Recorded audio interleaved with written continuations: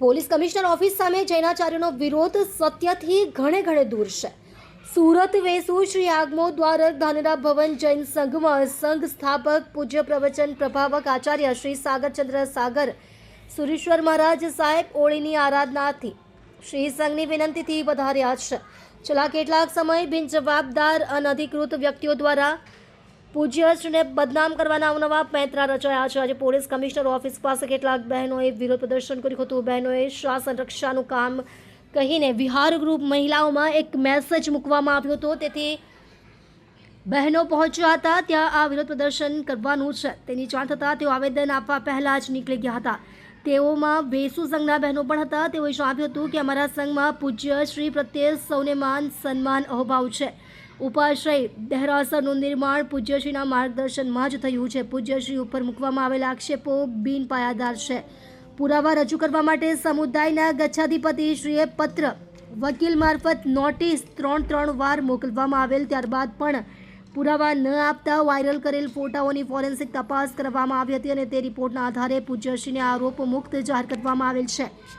Paldi police સ્ટેશને પણ ફરિયાદ દફતરે કરવામાં આવી છે. કોર્ટમાં કેસ દાખલ કરવા અત્યંત જૂઠ્ઠા નિમ્ન કક્ષાના આક્ષેપો એફિડેવિટમાં લખવામાં આવ્યા છે કે જેમાં વેસુ સંઘનો ઉભાશ્રય પોર્નોગ્રાફીમાં વેચેલ ફોટોગ્રાફના પૈસામાંથી બનાવ્યાના આક્ષેપો કરાયા છે, જે નિંદનીય અને માત્ર બદનામ કરવાના ઈરાદાઓ સ્પષ્ટ કરે છે. આજે આપેલ આવેદનપત્રમાં પણ ટ્રસ્ટીઓ માટે ખૂબ ગંદા શબ્દો વાપરીને બહેનોએ પોતાની માનસિકતા જાહેર કરી છે. સંઘમાં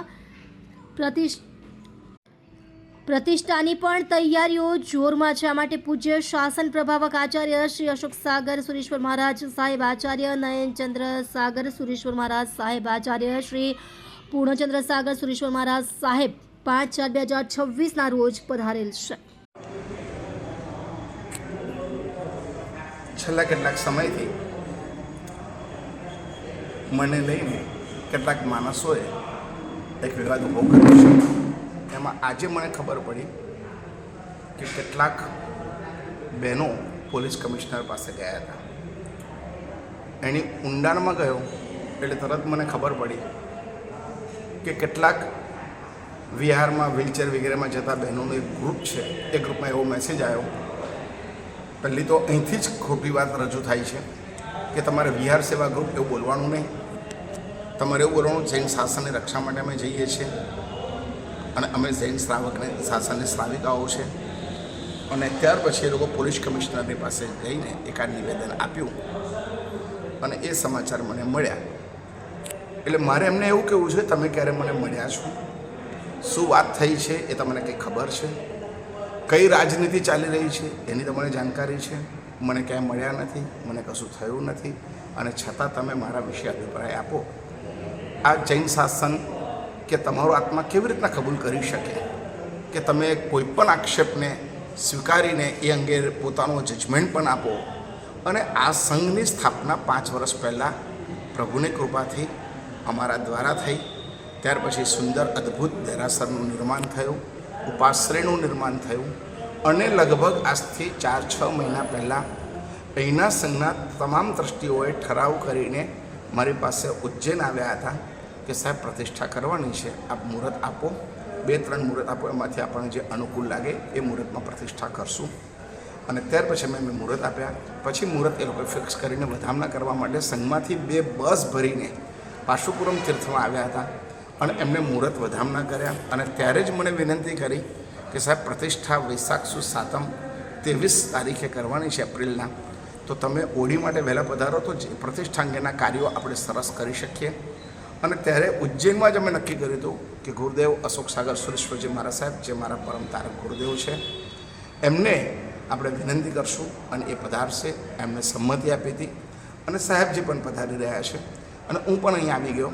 અહીં આવ્યો એ દરમિયાન ટ્રસ્ટીઓએ ફરી પાછી મિટિંગ કરી હતી અને એમાં 15 ટ્રસ્ટીઓ સહી કરી કે આપણે એમને બોલાવવાના. આપણે વિનંતી કરી છે. એ ઠરાવની કોપીઓ મારી પાસે છે. અને ત્યાર પછી હું અહીં આવ્યો.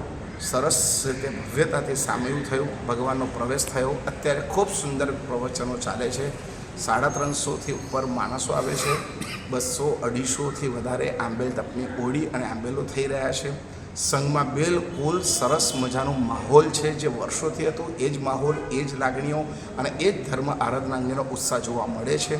પછી અચાનક આવું કરવાનો મતલબ શું? 2 દિવસ પહેલાં 6-7 છોકરાઓ આવીને પણ અહીંયા આવું કંઈક શું કરી ગયા, છમકલું કરી ગયા અને મીડિયામાં ગમે તેમ છપાયું કે પથ્થરમારો થયો. આખો સંઘ એ ઘટનાને નિંદે છે. સંઘે એનો ખુલાસો પણ પોતાના ગ્રુપમાં કરી દીધો છે અને આજે પણ આવી ઘટના થઈ. હકીકતમાં ચતુર્વેશી સંઘ એ અમારો મા બાપ છે, સાધુના શ્રાવક અને શ્રાવિકા અમારી મા બાપ છે. એમને સત્ય જાણવા માટે પણ પહેલાં એકવાર આવવું જોઈએ, અમને મળવું જોઈએ, વાત જાણવી જોઈએ અને પછી એમને કોઈ પણ વાતની રજૂઆત કરવી જોઈએ. ખાલી કોઈના કહેવા દ્વારા અને જે કહી રહ્યા છે એ લોકોને તો અમારા ગચ્છાધિપતિશ્રીએ એકવાર પત્ર લખ્યો, અશોક શાહ મહારાજ, પૂર્ણ સમાજ, અક્ષય સમાજ, લબ્ધિ સમાજ, આ બધાએ સહી કરીને એમને કીધું તમે આવો અને તમારી પાસે જે બી ડોક્યુમેન્ટ હોય એ આવીને મને આપી જાઓ, સહી કરીને આપી જાઓ અને એના ઉપર અમે કરીએ. એક ડોક્યુમેન્ટ આપ્યો, કોઈ જવાબ એનો એક પણ ડોક્યુમેન્ટ ના આવ્યો, એનો જવાબ ના આવ્યો. રિમાઇન્ડર પત્ર લખ્યો, ત્રીજી નોટિસ અમે આપી, વકીલ થ્રુ આપી અને એમાં મેં કીધું કે 5-3 એના આધારે અમે આખો રિપોર્ટ કાઢશું અને એ રિપોર્ટ જે હશે એ તમારે અમારે માન્ય કરવાનો રહેશે. એ રિપોર્ટ એ લોકોએ કશું ના આપ્યું. છેલ્લે એમને જે મોકલાયેલા ફોટા હતા એ ફોટાને અમે FSLમાં મોકલ્યા અને એનો રિપોર્ટ આવી ગયો અને એમાં સ્પષ્ટ લખી દીધું કે આ બધા ફોટાઓ આવી રીતના કરવામાં આવેલા છે, મેન્યુપ્યુલેટેડ છે.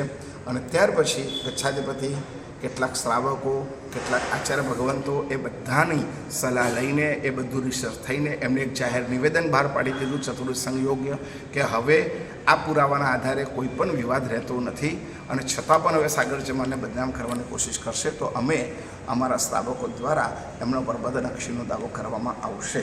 આવું એમણે લખ્યું છે. આ એનો પત્ર છે, આ એમની બંનેની સહીઓ છે.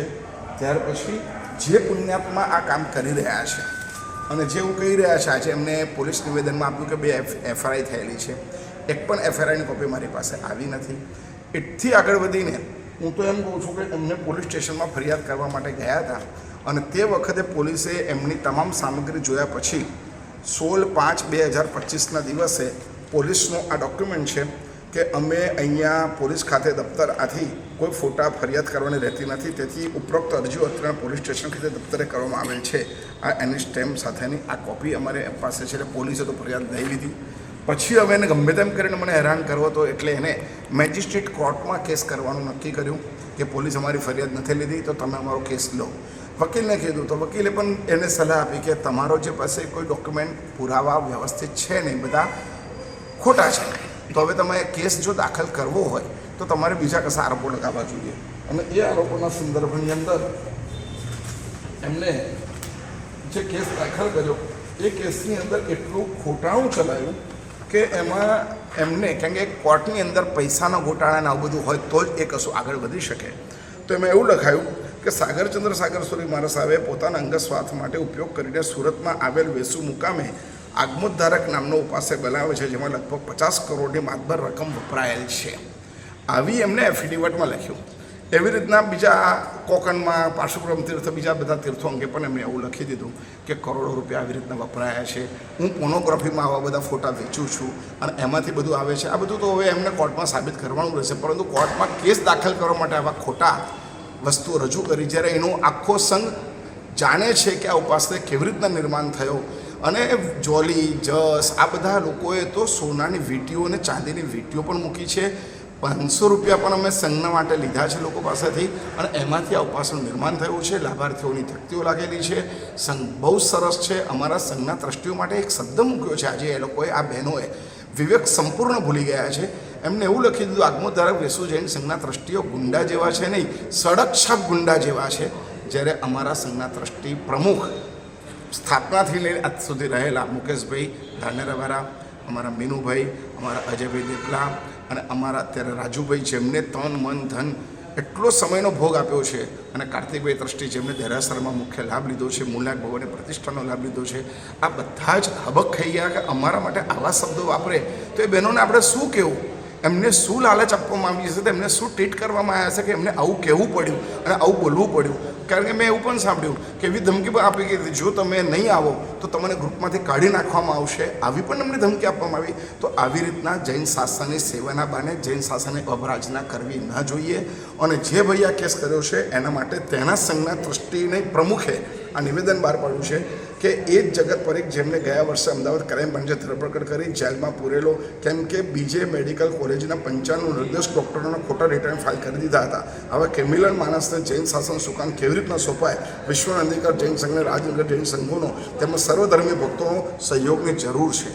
એટલે એ માણસની રેપ્યુટેશન શું છે એના સંઘમાં એ પણ આ છતી કરે છે. અમારા આચાર્ય ભગવાન કીર્તિશ સુરેશ્વરજી મારા સાહેબ ઉપર પણ 12-15 વર્ષથી આ કેસ કરી રહ્યા છે, કોર્ટમાં ધકેલી રહ્યા છે. અમારા ગચ્છી અધિપતિએ જ્યારે નિવેદન આપી દીધું અને અમારા શિષ્યો જ્યારે અમારી સાથે છે, અમારા ભક્તો અમારી સાથે છે, આ સંઘ અમારી સાથે છે, આખો સંઘ ચાહે છે કે પ્રતિષ્ઠા કરવાની, તો આવી રીતના ફાલતુ શાસનની અવરાજના કરવી ન જોઈએ અને ખોટા પાપો બાંધવા ન જોઈએ એવી અમે ખાસ. આ સાહેબજીની વાતો સાવ ખોટી છે. અમારા સંઘમાં આજે અમારા 1100-1200 માણસોનો સંઘ છે, બધા જ એમની સાથે છે. કોઈ સાવ વાત ખોટી કરી અને શા માટે મારી સ્વામીના ભગવાન વખતે પણ પાખંડીઓ હતા આવા તો, પણ આ વાતો ખોટીને શા માટે બધું ઉછાળ કરી રહ્યા છો? સાહેબ ગુરુ ભગવાન તો એવી વાતો કરીને ક્યાં જઈને છૂટશો તમે? કશું કોઈ વાત નથી. અમારા આજે વ્યાખ્યાનમાં પણ એટલું જ પબ્લિક આવે છે, આંબેડકરમાં પણ એટલું પબ્લિક આવે છે, કોઈ અમને તકલીફ નથી. સંઘના કોઈ ભાઈ બહેનોને કોઈ તકલીફ નથી. અને આ બહેનો બધા જઈને ત્યાં આગળ બેસે છે પોલીસ ચોકીમાં, એ બધું શોભતું નથી. આ કરવું ન જોઈએ કામ આપણે. અને આપણે ગુરુ ભગવાનની તો આપણે આ શાસનની હેલના કરાય આ બધી. અને આપણે તો ગુરુ ભગવાનનો આપણા ગુરુ ભગવાન છે, એમના આશીર્વાદ લેવાનો કે હેલના કરવાની હોય? આ બધું શોભતું નથી તમને. અને આજે અમારા સંઘમાં તો અમારા બધા જ અમને બધા સાહેબજીને સપોર્ટ આપી રહ્યા છે. બધા સંઘમાં સાથે રહીને બધા કામ કરી રહ્યા છે. અને અમારી પ્રતિષ્ઠા એકદમ વાસ્તે ગાતે ધામધૂમથી થશે. અમે કોઈ બાબતમાં